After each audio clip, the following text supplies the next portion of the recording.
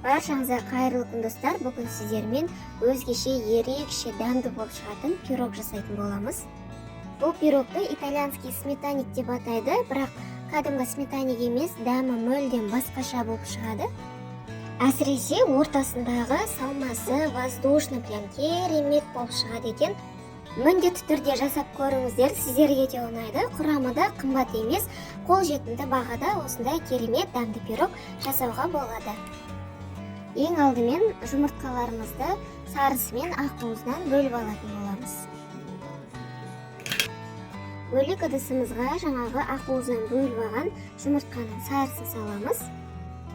Үстіне қантты салып, венчикпен жақсылап араластырамыз. Пирогқа қосатын заттардың мөлшері төменгі описание бөлімінде жазылып отыр, сол жақтан көрсеңіздер болады.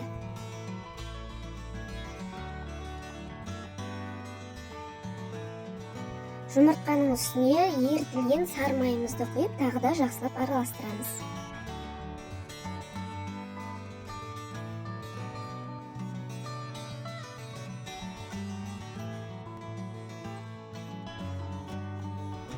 Одан кейін електен өткізілген ұнымызды саламыз. Ұнның үстіне бір шай қасық қопсытқыш салып, екеуін араластырып жібереміз. Ұн мен қопсытқышты салмай тұрып, бөлек ыдысқа бірге араластырып алса да болады. Барлығын силиконды күрекшенің көмегімен жақсылап араластырамыз.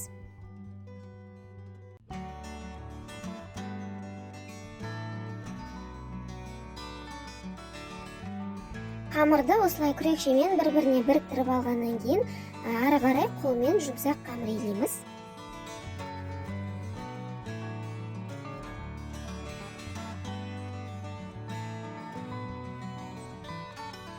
Бізде осындай жұмсақ қамыр иленіп шығады, қолға кішкене жабысуы мүмкін, ол ештеңе етпейді.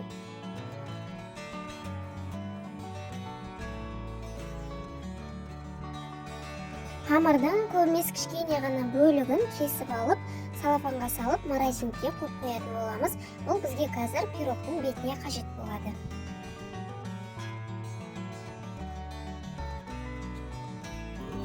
Ал қалған қамырдың үлкен бөлігін формамызға біркелкі етіп жайып шығамыз. Шеттеріне бортиктерін шығарамыз. Мендегі форманың диаметрі 22 см.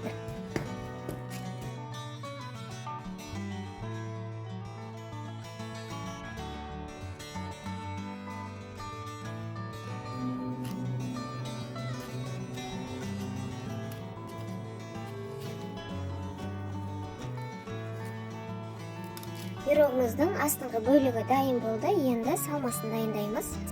Бөлек ыдысқа жұмыртқаның ақуызын салып, үстіне шым-шым кішкене тұз салып, миксермен жақсылап миксерлейміз.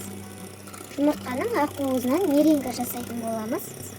Меренга дұрыс шығу үшін бізде ыдыс пен миксер тап-таза болу керек, тіпті бір тамшы суда болмау керек, яғни сухой болу керек.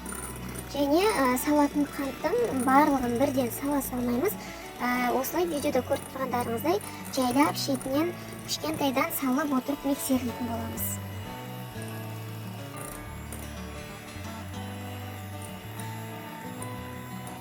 Міне бізде осындай формасы ұстап тұратын меренга шығу керек. Енді үстіне жүгері крахмалын електен өткізіп саламыз.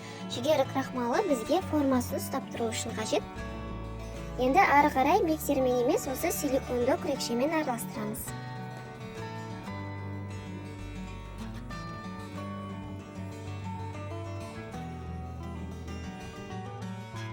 Одан кейін қаймағымызды саламыз. Енді барлығын жақсылап араластырамыз, бірақ араластырғанда видеода көріп тұрғандағыдай осы күрекшемен жоғарыдан төмен қарай сілкіп отырып араластырамыз. Қалай болса солай араластыра беруге болмайды, себебі бізде меренгамыз отырып қалуы мүмкін.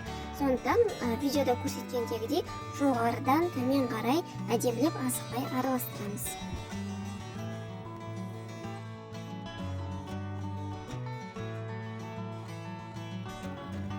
Дайын болған салмамызды формамызға саламыз.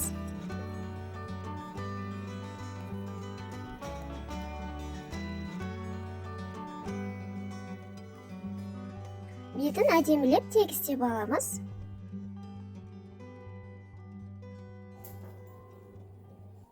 Енді морозилікке қатырып қойған қамырымызды алып, пирогтың бетіне үпкіштің ірі жағынан өткіземіз.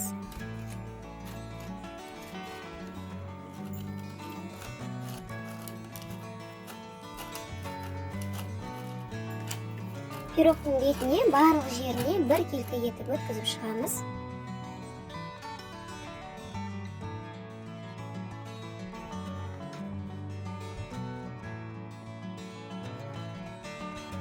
Пешімізді алдын ала қыздырып қоямыз. 180 градуста 35-40 минуттай пісіріп аламыз.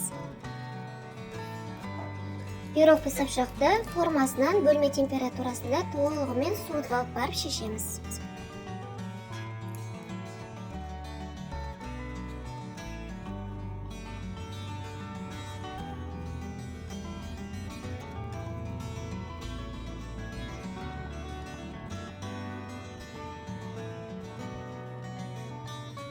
Пирогымыз дайын.